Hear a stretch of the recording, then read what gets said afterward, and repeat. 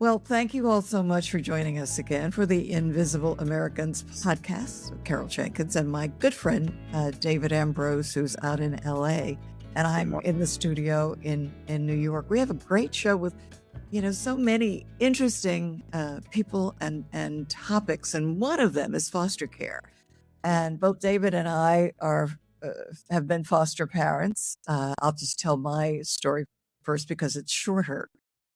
During the mid-'80s, during the AIDS and the drug epidemics in New York City, as well as the rest of the country, I met on a news story. I was a reporter then. I met a small boy that I fell in love with. He was 18 months old, and I and his family had been disrupted, and I became his foster mother, and then several years later was able to actually adopt him. So we were in the system. I understand that much of it as a foster mother and the complications. And he's now a great old, I don't want to call him an old guy, but he's a wonderful man. And I am so happy that I went through that, and he's meant so much for completing our family. My daughter was the one who was always calling up adoption agencies as she wanted a brother. And she got a brother. And that was when she was only 10.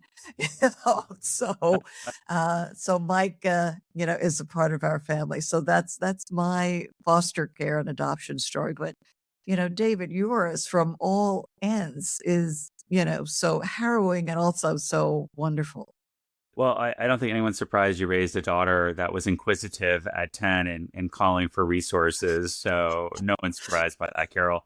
I grew up homeless for 11 years and in New York City, and experienced from a different angle the world that you describe, where you met your son.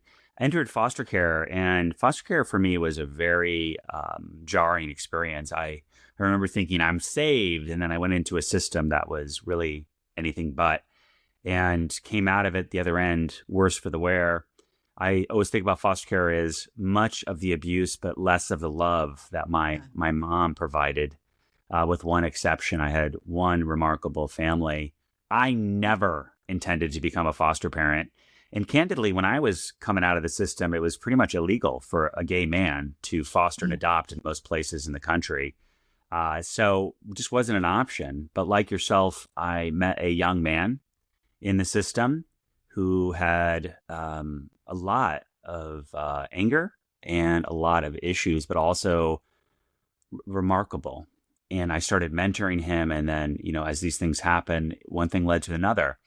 And the next thing I know, I am the very thing that I thought I would never be, which is a father. And he is one of four brothers that came into my life, and they are remarkable, challenging, wonderful, all older now.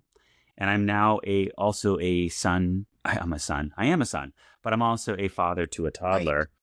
Right. Fostering changed my life, both ends of it, the beginning as one, and now providing that love. Right. So we're going to talk with Claudia Rowe, who thinks that the system needs to be held accountable for so much that goes wrong with our children who are in this system.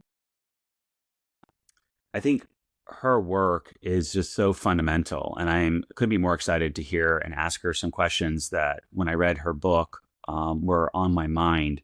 The chance to talk to someone like her, a thinker, not just a observer, is really a great opportunity for us to kind of flesh out the darker corners of the system, as it were.